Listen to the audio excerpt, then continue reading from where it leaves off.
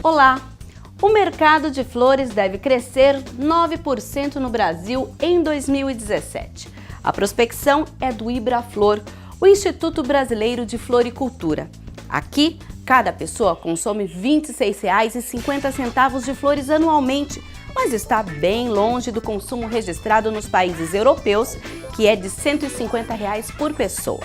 Este mercado também registra crescimento devido às pesquisas na área de floricultura, principalmente as relacionadas à produção sustentável de flores e ao controle de doenças e pragas.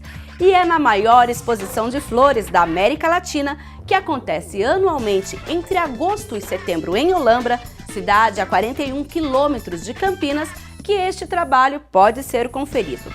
Mas como o setor está se desenvolvendo com essa preocupação ambiental? Por que substituir adubos químicos por orgânicos ou mesmo reduzir o consumo de água em uma produção que requer tanto desse produto? Como reduzir os impactos ambientais em um evento que recebe milhares de pessoas? Descubra no Meu Ambiente de hoje, que começa agora!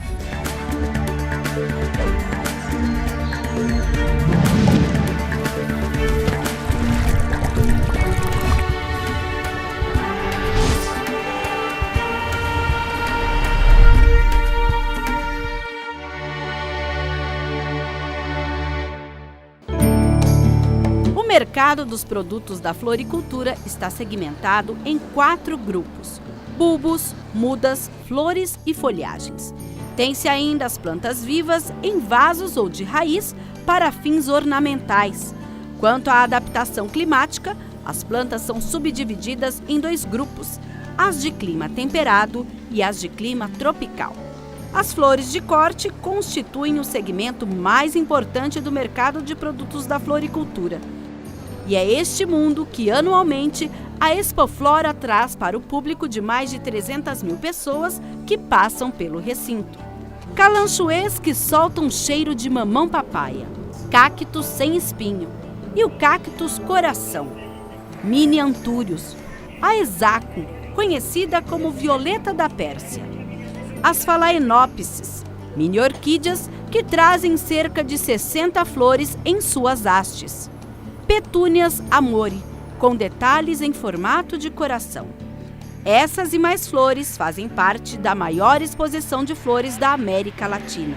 Mas quem vem aqui não imagina que muitas delas são importadas e passam por um processo que começa anos antes de serem apresentadas ao mercado. O Meu Ambiente conheceu um desses laboratórios. Reproduzir flores através de um processo de clonagem in vitro.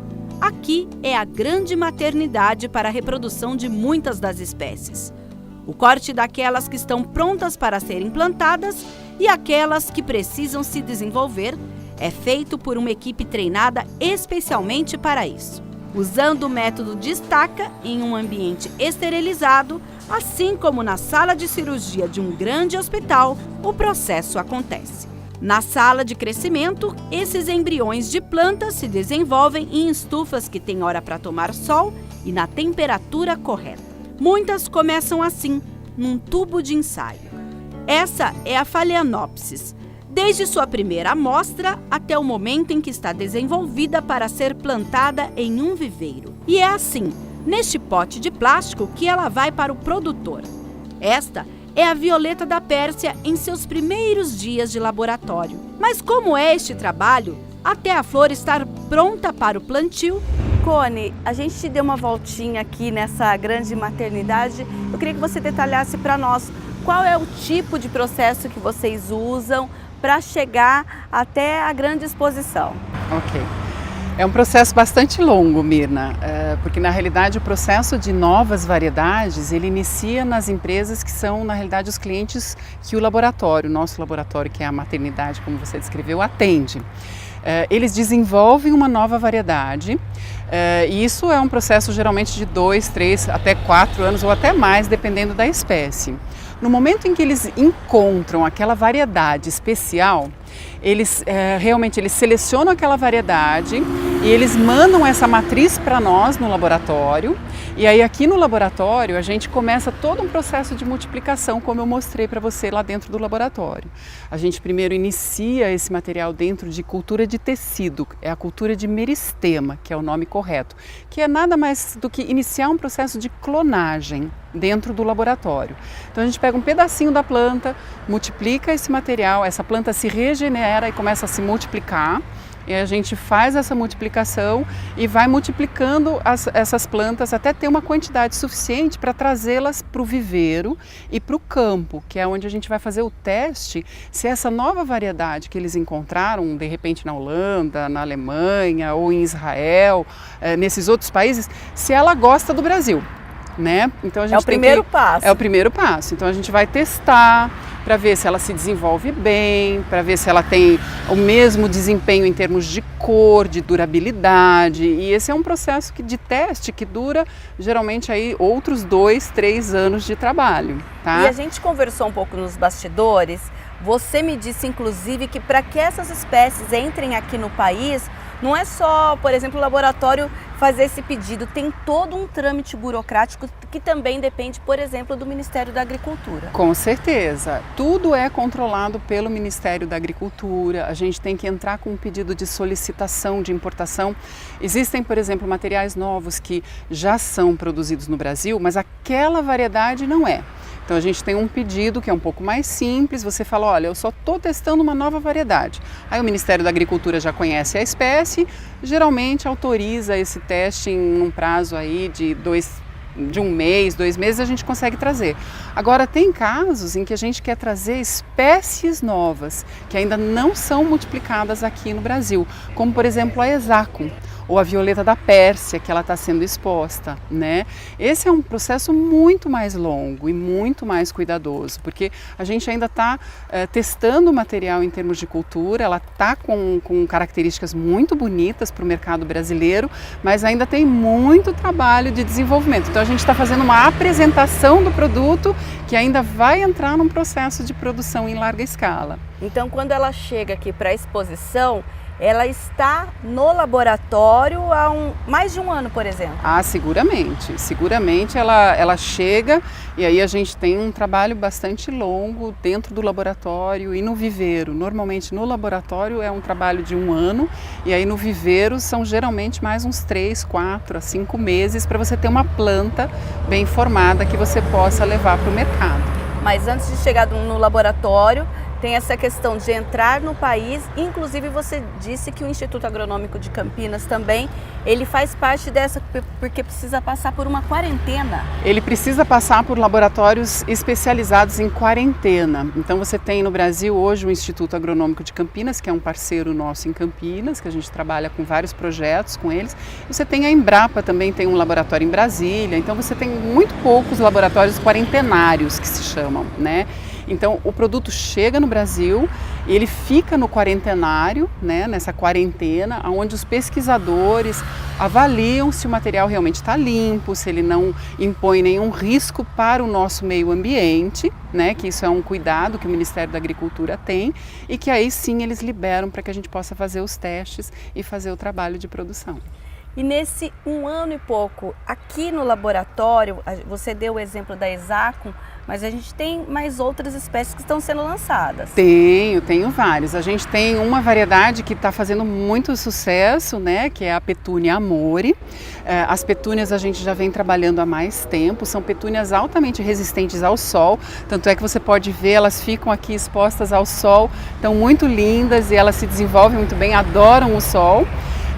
E são cores novas e se você observar, ela chama coleção Petúnia Amore, porque ela tem um coração na pétala. Então se você olhar para a flor, você vai perceber que cada florzinha está cheia de coraçõezinhos. Sim. É um detalhe bem encantador dessa variedade. Mas é um detalhe que vocês criaram aqui no laboratório? Essa foi criada por uma empresa de melhoramento de Israel.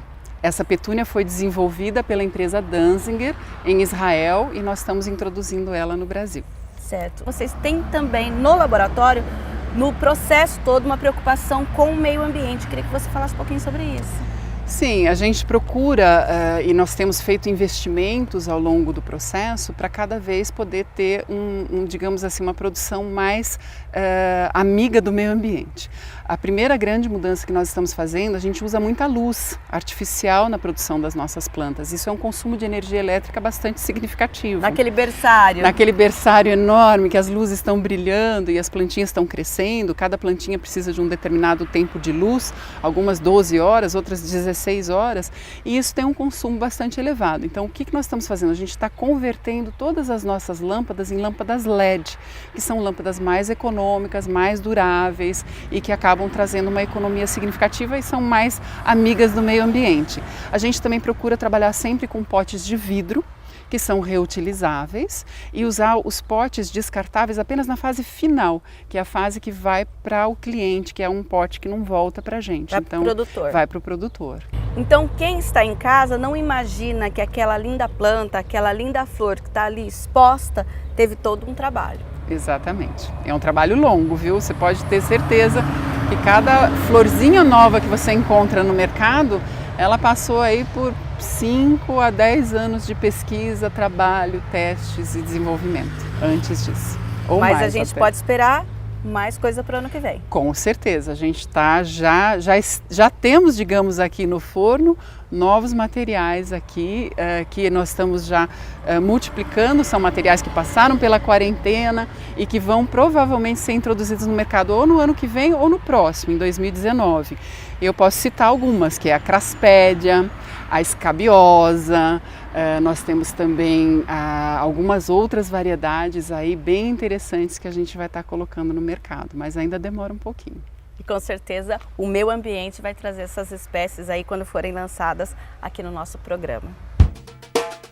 No próximo bloco, iniciativas que trazem mais que beleza, a preocupação com a sustentabilidade.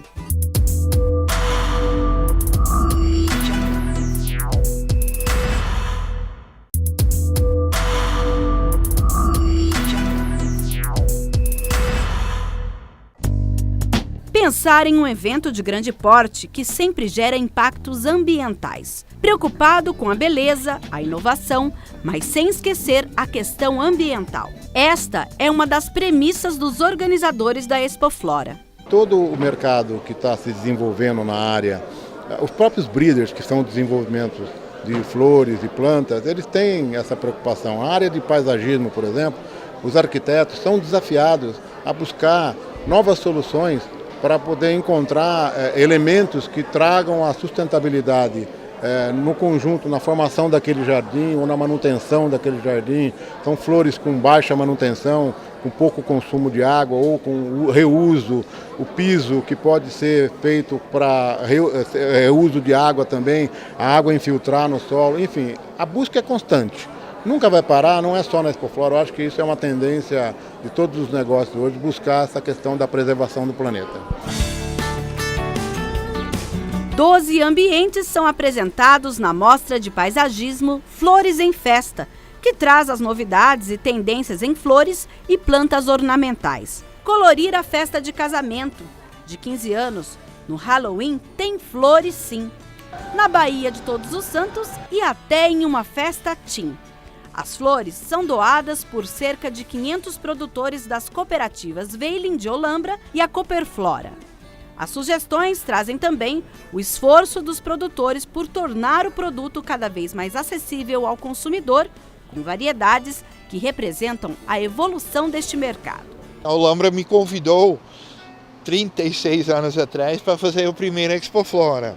Quando eu cheguei aqui, eu vi rosas, crisântemo e palmas, esses 3 tipos de flores.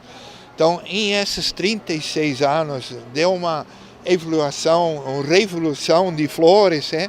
Brasil, daquela época, as flores eram só para uma pequena classe. Hoje em dia, todo mundo pode comprar um vasinho, porque ele popularizou. Tem flores vendendo em supermercado, tem festas de flores.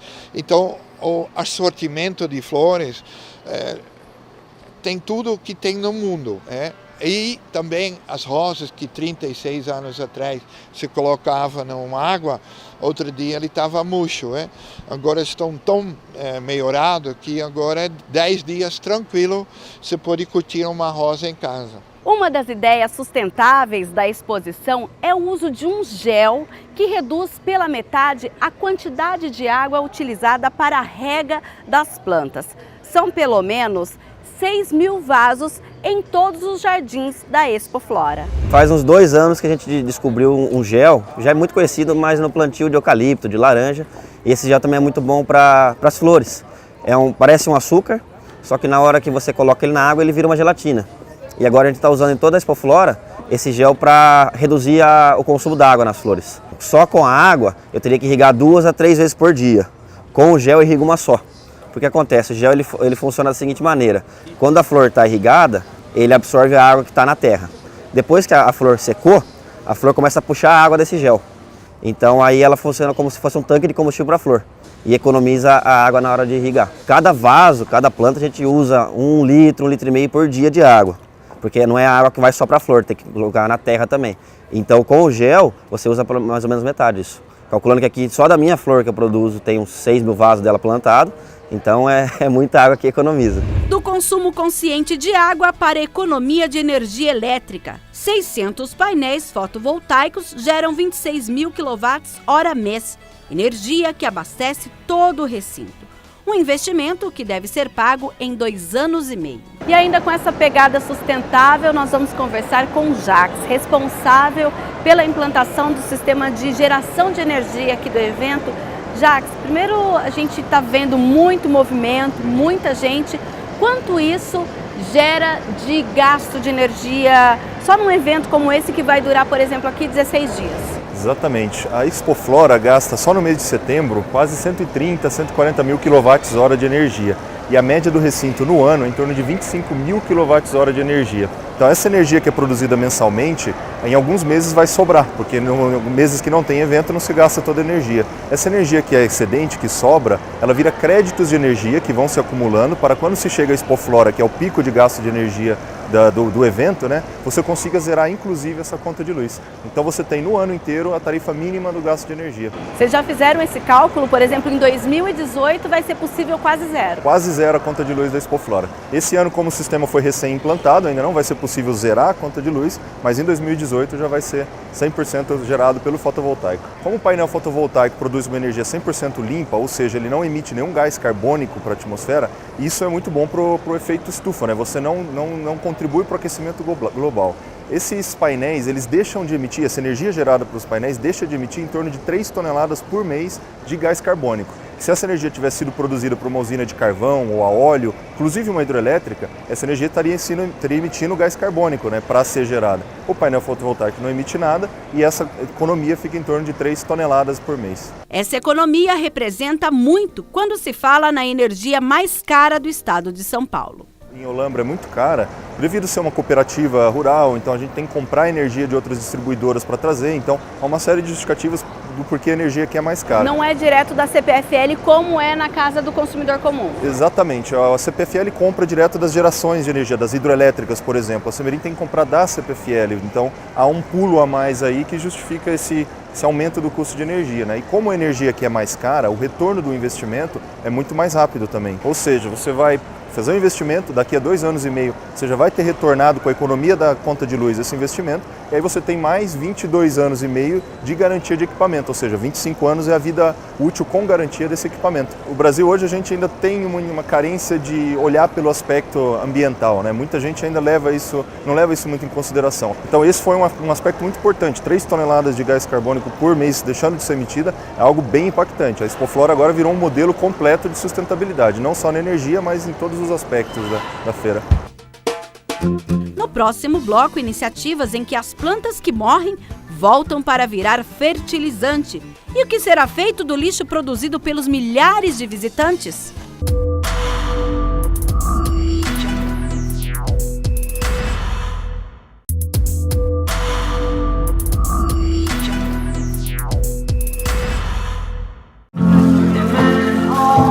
A pegada ecológica aliada à beleza da Expoflora é algo que vem se consolidando no evento. E a ideia começa junto com o planejamento da festa. A gente viu que são várias iniciativas sustentáveis aqui na Expoflora e a Vera vai falar um pouquinho dessa ideia. Vera, a cada ano que a gente vem aqui tem uma coisa nova no que diz respeito a essa pegada ecológica. É isso mesmo, a gente procura todo ano implantar novas ações sustentáveis aqui dentro do parque. Então, por exemplo, a gente tem uma coleta, né, que você permite reciclar todo esse lixo descartável aqui dentro do parque. A gente tem os produtos, né, que ajudam na economia de 50% do consumo da água, né, que é uma tecnologia especial para você manter as plantas umedecidas. Milhares de pessoas passam por aqui nos dias de evento. Então, imagine a quantidade de resíduo produzido. Por isso, este ano há uma inovação, uma parceria com uma empresa que fará a triagem e a separação para a destinação correta do lixo. Esses latões espalhados por todo o recinto têm a indicação do tipo de lixo para facilitar a coleta. Mas nem sempre o que está escrito é respeitado, misturando todo tipo de material. Como não existe ainda uma coleta seletiva dentro do parque, a gente não conta com o público, por mais que você separe por latões. O público ainda precisa ser muito conscientizado de que ele não deve misturar o lixo orgânico com o lixo reciclável. Nós temos uma parceria com uma empresa que faz a separação desse lixo para permitir a reciclagem de todo o material que é descartado aqui durante o evento. Outra iniciativa é a compostagem das flores que morrem ou que perdem a beleza após dias de exposição. A manutenção do parque ela é feita semanalmente durante a Expoflora e fora da Expoflora, durante o período que tem outros eventos aqui realizados, também o parque recebe uma manutenção. As flores são perecíveis, então conforme essas flores precisam ser trocadas, aquelas que já não estão mais bonitas, né, para enfeitar o parque, elas vão para reciclagem. Elas vão ser reaproveitadas como uma espécie de adubo orgânico. Aqui, um exemplo de como é possível reaproveitar as plantas no sistema de cultura de flores. Quem já faz a produção do adubo orgânico é o Sr. Yandevich, um dos maiores cultivadores de lírios de corte e de vaso do país, que também faz o próprio biofertilizante. O substrato é feito a partir do que sobra após a colheita dos lírios de corte. Sempre eu já tive o conceito de trabalhar numa linha mais sustentável, que basicamente significa minimizar inputs de fora e maximizar reprocessamento, reuso, minimizando energia, minimizando elementos estranhos.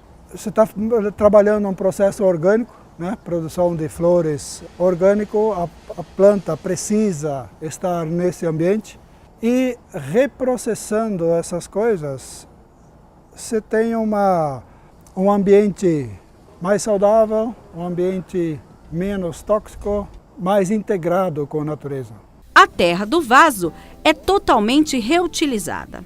Eu uso, para ele crescer, a serrapilheira de pinos, que é a camada de folhas de uma floresta de pinos, que é processado e feito apenas uma correção de pH, mais nada. Esse produto ele é inoculado com um produto que eu chamo de biofertilizante. Biofertilizante é um produto produzido à base de humus de minhoca. A minhoca tem o seu trato intestinal as bactérias que cuidam da mineralização. Mineralização é o processo de quebrar o material orgânico e liberar os sais na forma que a planta consegue absorver. E isso basicamente é a cópia do que acontece na natureza. Você tem uma floresta, no inverno as folhas caem, as minhocas processam esse material e a planta volta a crescer em cima disso. Só que o senhor faz um tempo muito mais rápido. Eu faço isso numa velocidade turbinada, digamos assim. Então começa com um substrato novo, inoculo com biofertilizante, faço a cultura. Nesse processo são feitas apenas pequenas correções com adubo químico, porque o processo é um processo bioquímico que tem seus altos e baixos, tem momentos que falta alguma coisa, então eu tenho que colocar algo mais em termos de adubo químico. Quando o ciclo terminou, foi feita a colheita, todo esse substrato novamente ele é esterilizado numa temperatura de 70 graus. Depois disso ele recebe um período de descanso. É novamente processado, misturado com 15 a 20% de material novo, porque ele, a cada ciclo, o substrato ele vai perdendo um pouquinho da sua característica, vai perdendo fibra, vai quebrando, Então tem que ser aumentado novamente um pouquinho a fibra e é reutilizado. Isso é indefinidamente, ciclo após ciclo. Eu maximizo o uso dela. E isso é feito com substrato e é feito com a água. Toda a água também é reutilizada, em algum momento filtrado, às vezes esterilizado, dependendo de onde que ela vem, e reprocessado. Então toda a água de chuva que cai aqui é reaproveitado, colhido, armazenado e aproveitado durante o ano. Para ele, que há anos trabalha com essa consciência ambiental, esta é uma tendência sem volta. Esse é um processo sem volta. Eu acho que a conscientização dos produtores está aumentando bastante, muito rápido, e eu acho que isso é um processo sem volta. Isso vai só aumentar. E com tantas ideias sustentáveis assim, os organizadores garantem que a exposição de flores é muito mais que uma vitrine das novidades do setor. Os profissionais que forem criar esses ambientes, eles já são orientados desde o planejamento desse ambiente, desde a elaboração do projeto, a já usar o máximo possível de sustentabilidade em todos eles. Essa já é uma condição para que eles estejam aqui no parque. E essa é uma tendência que cada vez são novas ideias e mais coisas para o ano que vem. A gente percebe que, felizmente, esses profissionais do setor de arquitetura, jardinagem, eles já estão muito antenados nessas questões sustentáveis. E você pode conferir todo ano que eles estão sempre implantando e sempre trazendo novas ideias para que as pessoas também possam ver aqui e aplicar nas suas casas.